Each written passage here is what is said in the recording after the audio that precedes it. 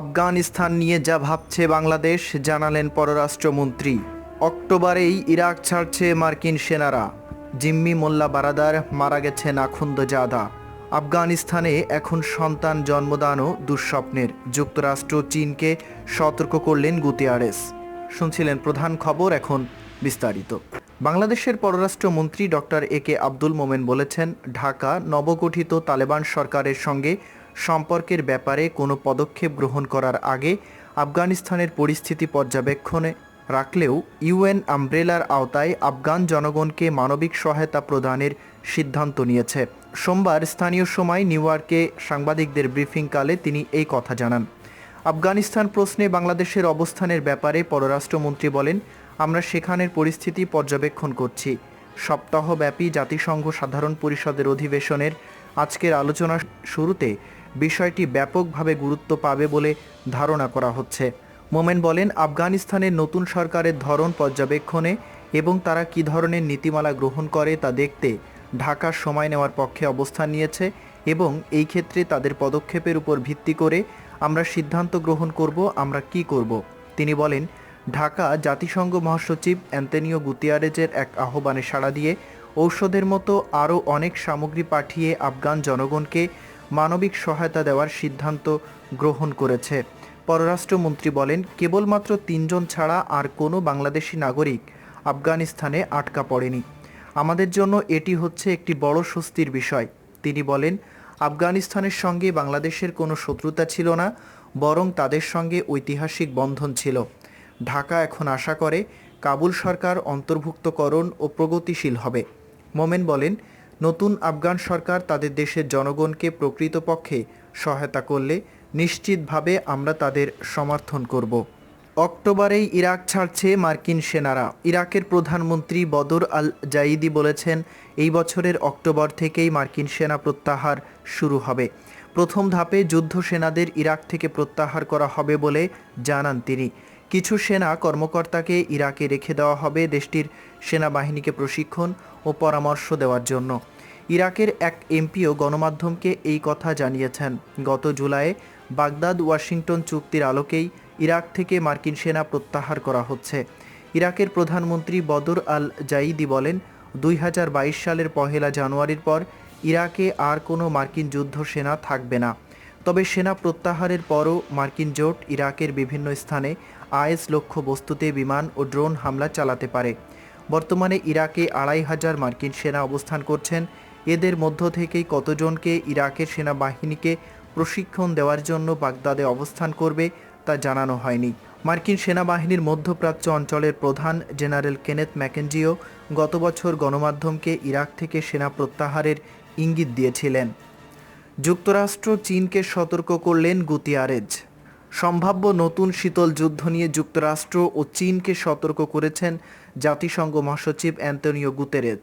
জাতিসংঘ অধিবেশনকে সামনে রেখে গুতেরেস এই আহ্বান জানান। গুতেরেস বলেন, আমাদের যে কোনোভাবে এই স্নায়ুযুদ্ধকে এড়িয়ে যেতে হবে, যা আগের স্নায়ুযুদ্ধ থেকে হবে আলাদা। এটা হবে সম্ভবত আরও বেশি জটিল ও সমাধান করার ক্ষেত্রে কঠিন। শনিবার বার্তা সংস্থা এপিকে দেওয়া এক সাক্ষাৎকারে জাতিসংঘ মহাসচিব বলেন, দুর্ভাগ্যবশত আমরা কেবল সংঘাতে লিপ্ত। আমাদের দুই পরাশক্তির মধ্যে চলনশীল সম্পর্ক পুনঃস্থাপন করতে হবে। তথাকথিত একটি স্নায়ুযুদ্ধ দ্বিতীয় বিশ্বযুদ্ধের পর যুক্তরাষ্ট্র ও সাবেক সোভিয়েত ইউনিয়নের মধ্যে শুরু হয়। 91 সালে সোভিয়েত ইউনিয়ন ভেঙে যাওয়ার মধ্য দিয়ে সমাপ্তি ঘটে এই স্নায়ুযুদ্ধের কারণে সে সময় বিশ্বের বিভিন্ন দেশের মধ্যে মেরুকরণ দেখা দিয়েছিল। জিম্মি মোল্লা বারদার, মারা গেছেন আখুন্দজাদা। ব্রিটিশ মিডিয়ার এক খবরে বলা হয়েছে, তালেবানের শীর্ষ নেতাদের মধ্যে কোন্দালে জিম্মি হয়েছেন উপপ্রধানমন্ত্রী মোল্লা আব্দুল গনি বারাদার ও মারা গেছেন হাইবাতুল্লাহ আখুন্দজাদা। দ্য স্পেকটেটরের এক প্রতিবেদনে ওই দাবি করা হয়। তালেবান নেতাদের মধ্যে সাম্প্রতিক সংঘর্ষের কথা উল্লেখ করে গণমাধ্যমটি জানিয়েছে, বারাদারের অনুসারী ও হাক্কানি নেটওয়ার্কের মধ্যে সরকার গঠন নিয়ে বড় সংঘাত সৃষ্টি হয়েছে। এতে বারাদারই বেশি ক্ষতিগ্রস্ত হয়েছেন বলে জানিয়েছে দ্য স্পেকটেটর। রিপোর্টে আরও বলা হয়, মূলত আফগানিস্তানের সরকার কেমন হবে তা নির্ধারণ করতে চাইছে পাকিস্তান। এই কারণে তালেবানের কট্টরপন্থী অংশের নেতাদেরই সরকারের পদে দিতে চায় দেশটি। পাকিস্তানের ইন্টার সার্ভিসেস ইন্টেলিজেন্স বা আইএসআই প্রধানও তালেবান সরকারের সব গুরুত্বপূর্ণ পদ পাকিস্তানের অনুগত নেতাদের দেওয়ার নির্দেশ দিয়েছেন। এই জন্য দেশটির পছন্দ হাক্কানি নেটওয়ার্কের নেতারা। কিন্তু আফগানিস্তান থেকে মার্কিন সেনা প্রত্যাহারের চুক্তিতে সবথেকে বড় ভূমিকা রেখেছেন বারাদার। তার কূটনৈতিক চেষ্টাতেই তালেবানের সঙ্গে চুক্তিতে সম্মত হয়েছিল ওয়াশিংটন। ফলে তিনিও তালেবানের সরকারের প্রধান হওয়ার অন্যতম দাবিদার। এই নিয়ে হাক্কানিদের সঙ্গে সেপ্টেম্বর মাসের প্রথমেই বারাদার অনুসারীদের সংঘাতের খবর ছড়িয়েছিল আন্তর্জাতিক সব গণমাধ্যমে। এই কারণেই কাবুল পতনের পরেও তালেবানের সরকার গঠনে বিলম্ব হয়। এবার সেই সংঘাতের বর্ণনা দিয়ে স্পেকটেটর জানিয়েছে, সেদিন কাবুলের প্রেসিডেন্টের প্রাসাদে সরকার গঠন নিয়ে গুরুত্বপূর্ণ বৈঠকে আফগানিস্তানের মন্ত্রী খলিলুর রহমান হাক্কানি নিজের চেয়ার ছেড়ে বারাদারের দিকে তেড়ে যান এবং তার মুখে ঘুষি মেরে বসেন। বারাদার একটি অন্তর্ভুক্তমূলক মন্ত্রিসভা গঠনের জন্য চাপ দিচ্ছিলেন। ওই সরকারে তালেবানের বাইরেও নেতাকর্মী এবং সংখ্যালঘুদের অন্তর্ভুক্ত করা হবে এমন প্রস্তাব দেন তিনি। এতে করে বহির্বিশ্বের কাছে তালেবানের সরকার অধিকতর গ্রহণযোগ্য হবে। কিন্তু হাক্কানিরা শুধুমাত্র উগ্র মিলিশিয়া নেতাদের দিয়েই সরকার গঠন করতে চায়। ওই সংঘাতের পর সাময়িকভাবে নিখোঁজ হয়ে যান বারাদার। পরে অবশ্য কান্দাহার থেকে তার একটি ভিডিও প্রকাশ করা হয় তালেবান নিয়ন্ত্রিত রাষ্ট্রীয় টেলিভিশন নেটওয়ার্কে। তবে তাকে মূলত হুমকির মুখে ওই ভিডিওটি করতে হয়েছিল। স্পেকটেটরের ভাষ্যে সেই ভিডিও বার্তাটি দেখে মনে হয়েছে বারাদারকে জিম্মি করা হয়েছে। এদিকে নিখোঁজ রয়েছেন তালেবান নেতা আখুন্দজাদাও। ব্রিটিশ গণমাধ্যমটি লিখেছে, আখুন্দজাদাকে দীর্ঘ একটি সময় দেখা বা তার কাছ থেকে কিছু শোনা যায়নি। গুজব রয়েছে তিনি মারা গেছেন। দলটির শীর্ষস্থানে এই শূন্যতা তালেবান গোষ্ঠীর মধ্যে নানা বিতর্কের জন্ম দিয়েছে, বা যা তাদের 2 দশক আগের শাসনকালে দেখা যায়নি। মূলত 2016 সালের দিকে তালেবান ও হাক্কানি গোষ্ঠী একাভূত হয়। মোল্লা বারাদার যেখানে মধ্যপন্থী সরকার গঠন করতে চান, সেখানে হাক্কানিরা সন্ত্রাসবাদের সমর্থক। তারা আত্মঘাতী হামলার প্রশংসা করেন। আফগানিস্তানের শরণার্থী বিষয়ক মন্ত্রী খলিল হাক্কানি জাতিসংঘের নিষেধাজ্ঞার তালিকাতেও রয়েছেন। সন্ত্রাসী সংগঠন হাক্কানি নেটওয়ার্কের সঙ্গে আবার পাকিস্তানের যোগসাজশ রয়েছে বলে অভিযোগ আছে। তারা পাকিস্তানের নিরাপত্তা ব্যবস্থার সাথে গভীরভাবে সংশ্লিষ্ট। তাদের নামটিও নেওয়া হয়েছে পাকিস্তানি মাদ্রাসা দারুল উলুম হাক্কানিয়া থেকে। আফগানিস্তানে এখন সন্তান জন্মদানও দুঃস্বপ্নের। মাত্র কয়েক সপ্তাহ আগে ক্ষমতা দখলে নিয়েছে তালেবান। এরই মধ্যে আফগান নারীদের জন্য সন্তান জন্মদানও দুঃস্বপ্ন হয়ে উঠেছে। হাসপাতালগুলো বেহাল, প্রসূতি বিভাগের অবস্থা আরও করুন। ঔষধ নেই, খাবার নেই, নেই বিদ্যুৎও। ন্যূনতম সেবাটুকু পাচ্ছেন না রোগীরা। ফলে নবজাতক ও মাতৃমৃত্যু বাড়ছে। নিজের নবজাতক শিশুকে কোলে নিয়ে হাসপাতালের বিছানায় বসে মা রাবেয়া।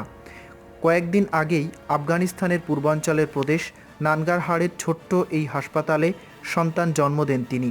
এটা তার তৃতীয় সন্তান। কিন্তু আগের দুবারের চেয়ে এবারের অভিজ্ঞতা একেবারেই ভিন্ন।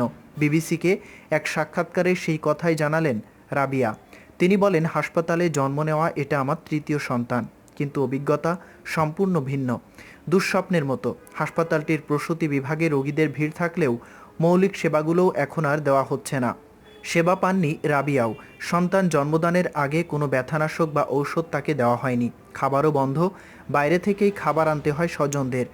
মরুপ্রধান দেশ আফগানিস্তানের তাপমাত্রার পারদ এখন ঊর্ধ্বমুখী। 43 ডিগ্রি সেলসিয়াস তাপমাত্রায় হাসপাতালের ভেতরে রোগী ও স্বজনদের সেদ্ধ হবার জোগাড়। কিন্তু কোনো বিদ্যুৎ নেই, তাই ঘুরছে না পাখাও।